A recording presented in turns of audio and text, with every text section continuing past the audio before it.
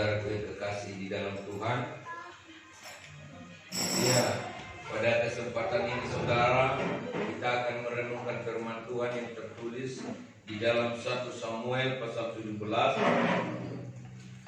Samuel pasal 17 mulai ayat yang ke-20 sampai ayat yang ke-39.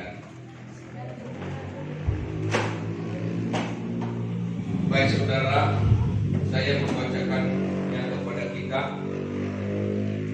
Kita membacanya secara bergantian. Haleluya. Saya membaca ayat yang ke-20 dan ayat 21 saudara. Kita mulai. Lalu Daud bangun pagi-pagi, ditinggalkannya lah kambing dombanya pada seorang penjaga, lalu mengangkat muatan dan pergi seperti yang diperintahkan Isai kepadanya. Sampailah ia ke perkemahan ketika tentara keluar untuk mengambil barisannya dan mengangkat sorak perang. Orang-orang Israel dan orang Filistina itu mengatur barisan menghadap dengan barisan. Ya, ayat 22. Lalu Daud menurunkan barang-barangnya dan meninggalkannya di tangan penjaga barang-barang tentara. Berlari-larilah Daud ke tempat barisan. Sesampai di sana bertanyalah ia kepada kakak-kakaknya, apakah mereka selamat? Sedang ia berbicara dengan mereka, tampillah anak pendengar itu, namanya Goliat, orang Filistin dan dia. Dari barisan orang Filistin, ia mengucapkan kata-kata yang tadi juga, dan Daud Ayat 24. Ketika semua orang Israel melihat orang itu, larilah mereka daripadanya dengan sangat ketakutan. Berkatalah orang-orang Israel itu, sudah kamu melihat ayam itu? Sesungguhnya ia lari untuk mencemoohkan orang Israel, orang yang melanggar dia dan kerajaan yang besar. Raja akan memberikan anaknya yang perempuan kepada Danya, dan keluarganya akan dibebaskan dari pajak Israel. Ayat 26. Lalu berkatalah Daud kepada orang-orang yang berdiri di dekatnya, apakah yang akan dilakukan kepada orang yang mengalahkan orang Filistin itu dan yang menghindarkan cemooh dari Israel? Siapakah orang Filistin yang tak bersunat ini sampai ia berani mencemoohkan barisan daripada Allah yang hidup? Rakyat itu menjawabnya dan berkata, begitulah akan dilakukan kepada orang yang melakukan dia.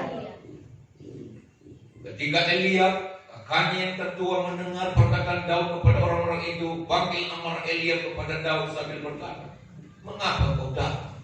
Dan pada siapakah kau tinggalkan kambing domba yang 2-3 ekor itu di padang gurun?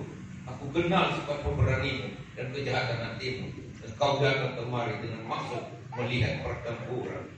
Tetapi jawab Daud, apa yang telah kuperbuat? Hanya bertanya saja. Ayat 30. Lalu berpalinglah ia daripadanya kepada orang lain dan menanyakan yang sama, dan rakyat memberi jawab kepadanya seperti tadi. Dengar pada orang perkataan yang diucapkan oleh Daud. Lalu beritahulah kepada Saul, dan Saul menyuruh memanggil dia. Berkatalah Daud kepada Saul, janganlah seseorang menjadi tawar hati karena dia. Hambamu ini akan pergi melawan orang Filistin itu. Tetapi Saul berkata kepada Daud, tidak mungkin kau dapat menghadapi orang Filistin itu dengan melawan dia, sebab kau masih muda, sedangkan dia tidak dari masa muda yang telah menjadi prajurit. Ayat 34. Tetapi Daud berkata kepada Saul, hambamu ini biasa menggembalakan kambing domba ayahnya. Apabila datang singa atau beruang yang menekam seekor domba dari kawanannya, maka aku menghajarnya dan membebaskan baginya. Kemudian apabila ia berdiri dengan aku, maka aku menangkap rambutnya lalu menghajarnya dan membunuhnya. baik singa maupun beruang telah dihajar oleh hambamu ini. Dan orang Filistin yang tidak bersunat itu, ia akan sama seperti salah satu daripada binatang itu, karena ia telah mencemooh barisan daripada Allah yang hidup. Pula kata Daud, Tuhan yang telah melepaskan aku dari tangan Filistin dan tangan beruang. Dia juga yang melepaskan aku dari tangan orang Filistin itu. Kata Saul kepada Daud, pergilah, Tuhan menyertai engkau. Lalu Saul mengenakan baju perangnya kepada ditaruhnya ketopong tembaga di kepalanya, dan dikenakannya baju zirah kepadanya. Lalu Daud mengikutnya dan berbaju depannya. Kemudian ia berjalan, sebab belum pernah mencobanya. Maka berkata Daud pada Saul, aku tidak dapat berjalan dengan motor ini, sebab belum pernah aku mencobanya.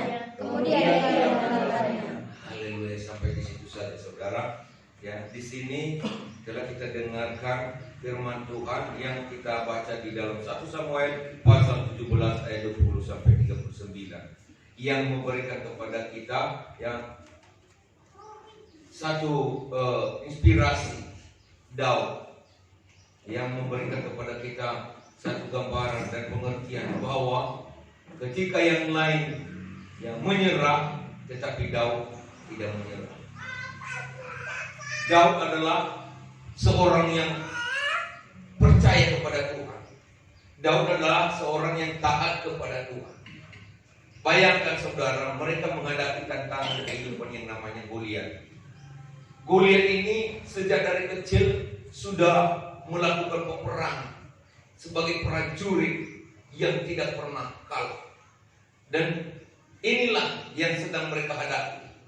Nah, saudara, ketika dia berdiri saja, dikatakan dalam Alkitab bahwa orang-orang Israel menjadi gentar, menjadi takut.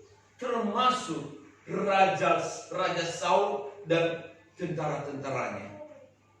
Dia hanya berdiri saja, apalagi dia bergerak maju. Dia hanya berdiri saja, ya. Maka orang-orang Israel pun gentar, takut. Karena apa? Si Goliat ini benar-benar adalah seorang yang sosok fisiknya raksasa besar, ya, seram. Bahkan saudara, dia sudah terbiasa, beritanya sudah terbiasa, ya, mengalahkan, membunuh orang.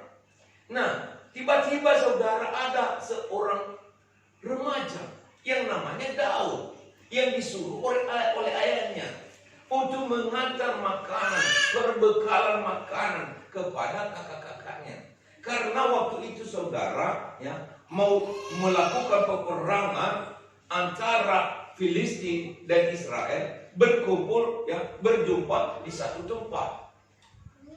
Nah, namun saudara, di seberang sana kelompok musuh Filistin, di seberang sini kelompok umat Israel.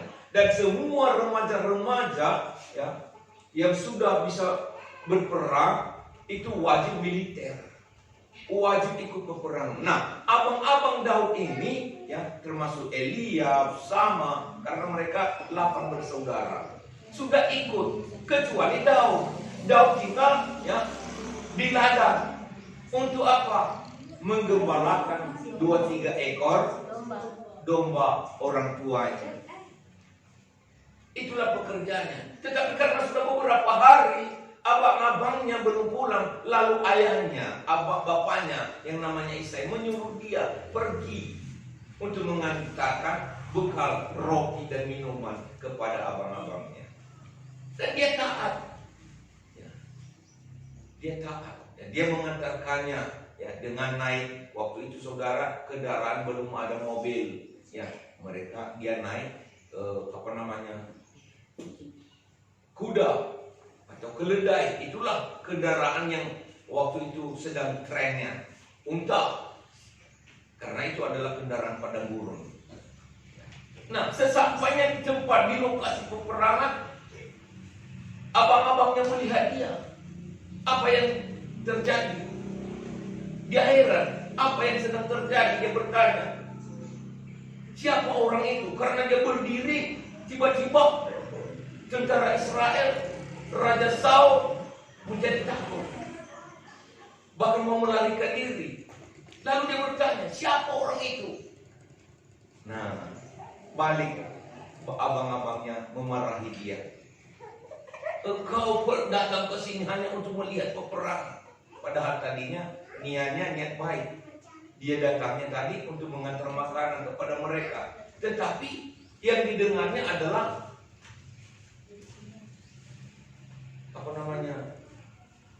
amarah, ya, amarah daripada abang-abangnya, saudara-saudaranya. Jadi singkat cerita saudaraku yang terkasih, dia katakan di sini, kenapa dia harus mencemooh barisan Israel? Aku akan menghadapi dia, aku akan melawan dia. Nah, semakin panaslah hati abang-abang. Kami tahu, serasa pemberanimu. Engkau sok jago, tahu-tahuan kau, kata abang-abangnya. Tahu engkau orang ini sudah dari kecil dia pandai berperang, dia bisa mengalahkan yang beribu-ribu musuh dan tidak ada rasa kasih sayang kepadanya. Dia akan membinasakan, dia akan menghajar, dia akan membunuh yang melawan dia. Nah, jadi apa kata si Daud? Aku ini sering menghadapi singa, aku ini sering menghadapi beruang. Kalau ada singa dan beruang menerkam kambing domba yang kukepalakan, ya, maka akan pegang dia, cabut jangkutnya dan kubunuh dia. Dan demikian juga aku akan melakukan kepada raksasa Goliat ini. Begitulah kira-kira isi perkataan saudara. Saudara, berita itu, perkataannya itu sampai ke telinga Raja Saul. Dan Raja Saul memanggil dia dan mengatakan kepadanya, mari, ya, apakah mungkin engkau tidak akan mungkin melawan dia? Karena dia itu adalah ya raksasa besar dan prajurit yang sudah terlatih, sudah biasa perang. Kau ini apa? Tidak. Dia harus tahu bahwa di barisan Israel ada Tuhan yang memberi pertolongan, ada Tuhan yang memberikan perlindungan. Nah, singkat cerita saudara, Raja Saul berkata kepada dia, begitu, ya, pergilah, Tuhan menyertai engkau. Dan jangan lupa ini pakai baju saya. Bukannya bajunya baju perang, dikenakannya kepada Daud. Rupanya si Daud tidak sanggup memakainya. Karena apa? Baju Saul besar, berat, ya, anti tombak, anti luka. Mau ditombak pun nggak bisa luka, karena memang udah dilapisi dengan ya baja, dengan tembaga. Haleluya. Bagaimana mungkinlah bisa Daud mengangkatnya? Dia nggak bisa bergerak. Tapi saudara yang kekasih dalam Tuhan, aku nggak bisa bergerak, aku nggak biasa pakai ini. Saudara, aku pakai yang biasa aja. Lalu saudara, ya singkat cerita kalau kita baca, ya terus ceritanya saudara, maka majulah si Daud. Nah, dia bawa apa senjatanya untuk waktu dia menggembalakan domba, yaitu yang namanya kalibawang atau ketapel lah, bikin sekarang yang diketahui oleh anak-anak sekarang. Dan ada di dalam kantongnya 5 buah batu. Batu itu yang dikutipnya ketika dia lewat ke sebuah sungai. Diambilnya 5 buah dan ditaruhnya di dalam kantongnya. Nah, lalu saudara yang kasih dia bawa. Dan ketika dia menghadapi Goliat itu, diambilnya ketapelnya, diambilnya batunya. Si Goliat ini juga saudara yang kasih, dia pakai baju perang juga, dia pakai topi juga, topi ya tembaga, ya, topi baja, helm, ya. Nah, kalaupun dipandang nggak mungkin bisa kena, karena tangannya udah dilapisi juga, ya, dengan kulit dan tembaga, punggungnya semua, udah cukup, dan prajurit juga yang mengawalnya banyak sekali. Tetapi saudara, karena Tuhan yang beracara, karena Tuhan yang bekerja, turut bekerja bersama dengan Daud, ketika dia memanah itu si Goliat, sasarannya ke dahinya, batu itu pas ke dahinya. Dan ya, karena hanya ini yang terbuka, semua kepalanya udah tertutup, dahinya semua udah tertutup. Lalu dia panah itu si dahi Goliat, lalu anak panah itu kayak peluru kendali, ya, kayak ada magnetnya saudara, kena sasaran di dahinya, di kening siapa ini, si Goliat. Lalu ketika kena saudara yang kekasih, apa yang terjadi? Tumbanglah si Goliat. Ketika tumbang si Goliat, didatangilah si Daud, diambilnya lah pedang si Goliat. Dia tidak bawa pedang, si Daud tidak bawa pedang. Ya, diambilnya lah pedang si Goliat itu, dicabutnya dan dipotongnya lah lehernya. Dan ketika diangkatnya kepalanya, maka prajurit Palestina menjadi takut dan gentar. Barulah bangkitlah tentara Israel. Mereka melihat, rupanya kita menang. Haleluya, puji Tuhan. Nah, ini saudaraku yang kekasih di dalam Tuhan memberikan kepada kita satu gambaran bahwa dalam menjalani kehidupan ini, ya bisa saja kita menghadapi berbagai tantangan kehidupan yang menggoliat, mengkhawatirkan, menakutkan, seakan-akan kita tidak sanggup lagi menghadapinya. Sama seperti Raja Saul melihatnya, sama seperti orang Israel melihatnya, bahwa tantangan itu berat untuk menyelesaikannya, berat untuk menghadapinya. Kita tidak akan mampu lagi. Sama seperti itu. Terkadang kita mengalami seperti itu. Ya, kita menghadapi yang ada di hadapan kita ini adalah sesuatu hal yang berat. Tetapi Alkitab memberikan kepada kita salah satu gambaran pada hari ini, bahwa kalau Tuhan yang menyertai kita, bahwa kalau Tuhan yang beracara lewat hidup kita, tidak ada yang perkara yang mustahil. Amin. Sekalipun mereka memakai sesuatu perlindungan duniawi, buatan-buatan duniawi, Tuhan sanggup menolong kita. Tuhan sanggup memberikan kepada kita kemenangan. Walaupun satu alat yang tidak bisa yang tidak pernah diperhitungkan. Kan sebuah ketapel itu kan tidak pernah diperhitungkan dalam peperangan, dalam pertempuran besar. Apalah gunanya itu? Mereka sudah pakai tombak, ya. Mereka pakai panah yang luar biasa yang bisa menjangkau lebih jauh lagi. Ya. Dan tentara-tentara yang juga dipilih adalah tentara-tentara yang memang benar-benar yang terlatih, sudah mampu, sanggup menghadapi peperangan. Apalah itu si Daud. Tetapi kalau Tuhan yang bercampur tangan, dari hal yang tidak mungkin bisa menjadi mungkin. Ya. Haleluya. Jadi inilah saudaraku yang kekasih, maka dalam kehidupan kita ini jangan kita mudah menyerah. Jangan mudah menyerah. Jangan juga kita mengandalkan sesuatu alat yang biasa dipakai orang untuk menghadapi Goliat yang menghadang kehidupan kita. Jangan kita andalkan itu. Kalau Tuhan, Dia bisa menggunakan apapun. Bisa Dia membuat apapun yang menjadi pertolongan bagi hidup kita. Bisa saja. Tidak ada perkara yang mustahil.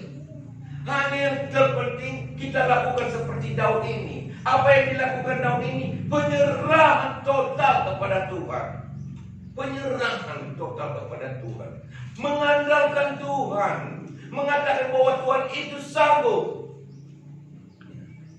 Tuhan biasa melepaskan saya dari terkaman serigala, dari raungan singa.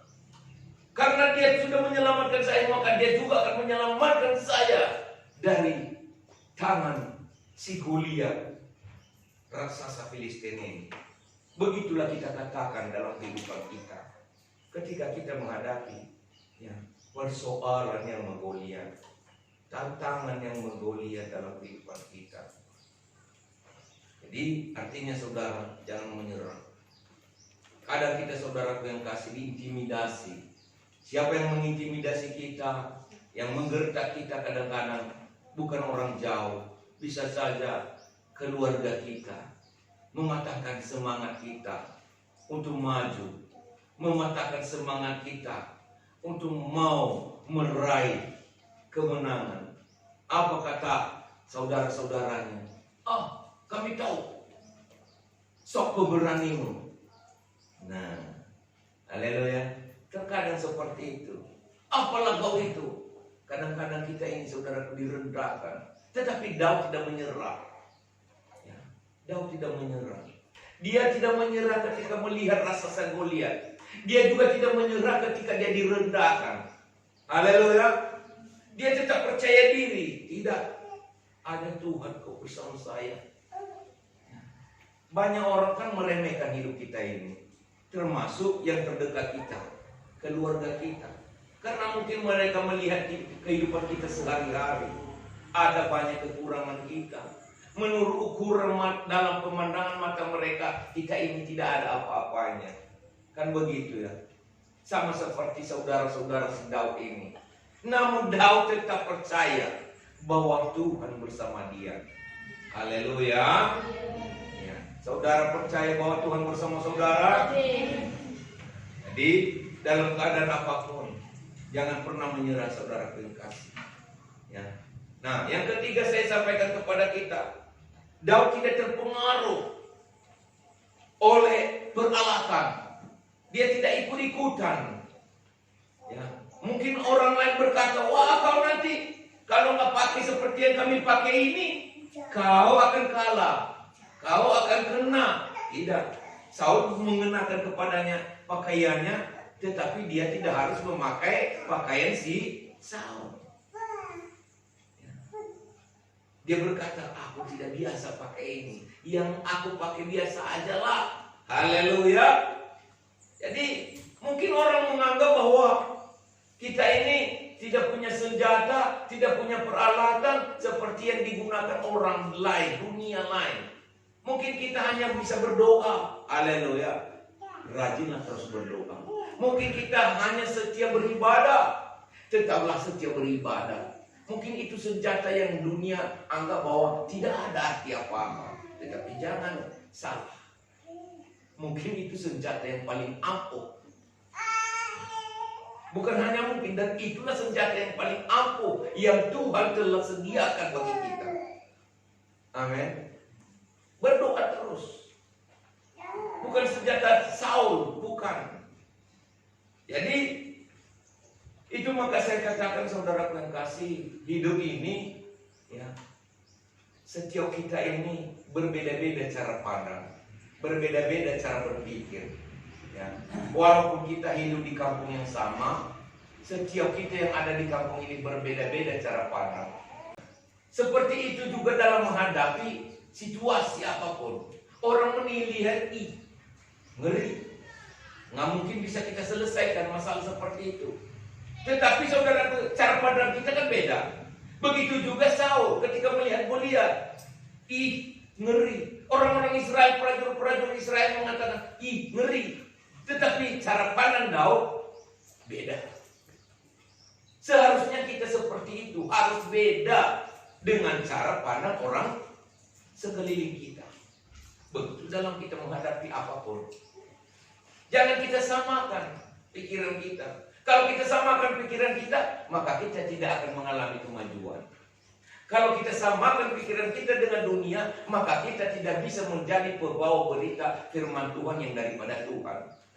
Kalau kita samakan, kalau kita hitung-hitungan, nanti ya, kalau pertahankan firman Tuhan, kalau pertahankan kebenaran, bagaimana dunia bisa berteman dengan saya? Gagallah kita. Gagal kita. Kita tidak bisa menjadi pembawa berita firman Tuhan. Karena ada pro kontranya. Membawa berita firman Tuhan ini, menyampaikan firman Tuhan ini, pasti ada yang senang, ada yang tidak senang. Ada yang menganggap remeh. Tetapi kita harus melakukan seperti yang diinginkan Tuhan. Nah, maukah kita saudara yang kasih mengalami kemenangan dalam menghadapi peperangan kehidupan ini? Andalkan saja Tuhan. Andalkan saja Tuhan saudara. Ya, mungkin dalam perhitungan dunia mengatakan apa yang dia pakai menghadapi masalah seperti ini, apa yang dia gunakan. Kita tidak memiliki apa-apa untuk menghadapinya selain daripada memuji Tuhan, berdoa. Dan saya lihat di dalam Alkitab saudara yang kasih, orang yang menang itu bukan selalu orang yang pakai senjata. Haleluya. Orang yang lepas dari belenggu itu bukan selalu orang yang memegang kunci yang membuka belenggu, membuka rantai. Tahukah saudara ketika Silas dan Paulus dimasukkan dalam penjara, apa yang mereka lakukan? Apakah mereka berseru, oh sipir penjara, oh penjaga penjara, bukakanlah rantai ini dari kakiku, pasungan ini dari hidupku? Apa yang mereka lakukan? Baik saya Silas, mari kita berdoa. Mereka berdoa, mereka memuji Tuhan. Apa yang terjadi?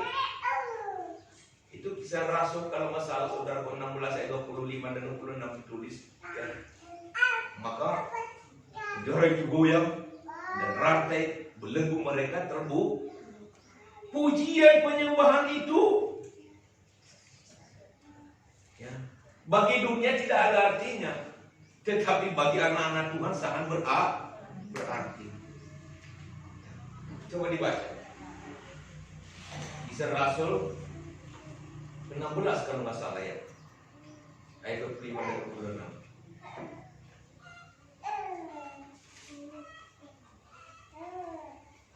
Tetapi kira-kira tengah malam, Paulus dan Silas berdoa dan menyanyikan puji-pujian kepada Allah. Dan orang-orang hukuman lain mendengarkan mereka. Ayat 26.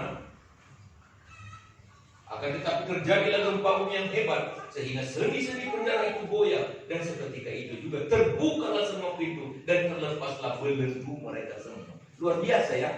Apa senjata yang mereka lakukan? Apakah mereka gergaji besi? Apakah mereka pakai untuk memutuskan? Karena kakinya kan udah dirantai, tangan udah dibelenggu.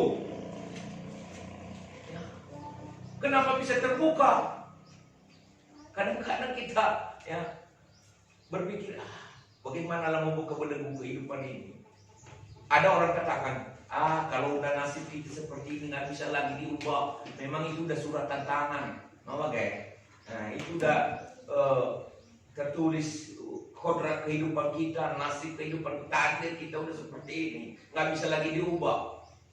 Kalau orang India bilang, ya kasta kita seperti ini.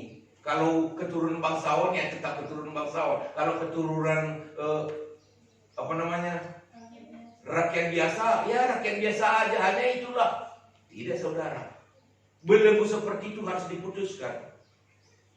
Nasib yang seperti itu harus diputuskan. Bagaimana memutuskannya? Banyaklah berdoa dan memuji. Inilah belenggu ini yang tidak bisa diputus oleh manusia, bisa diputus oleh pujian dan doa. Haleluya. Terjadi mujizat.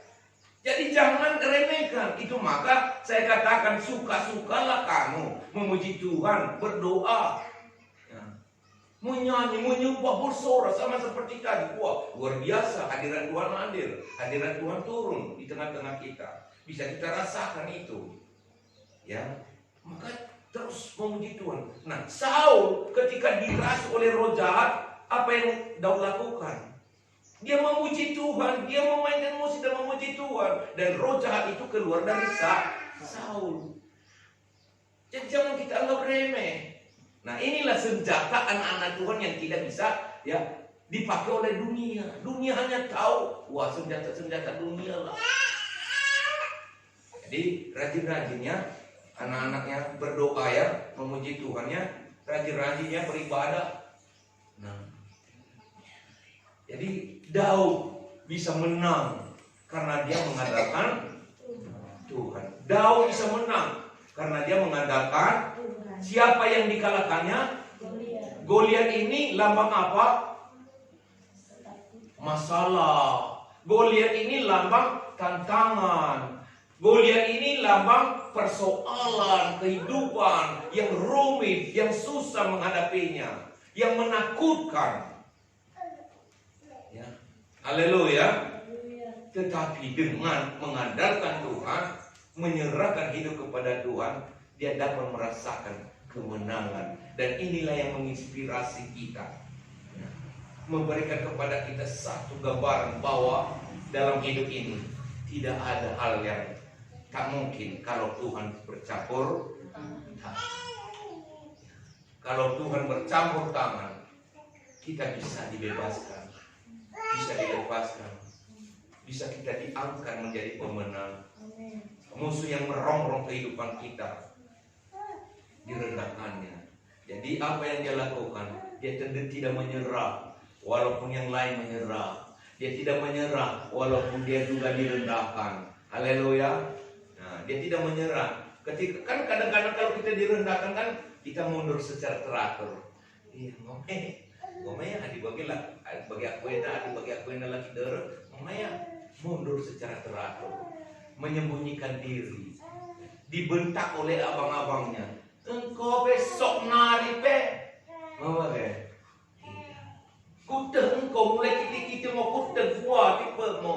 Nina abang na. Buwan na rin ni persantai. Engkau leder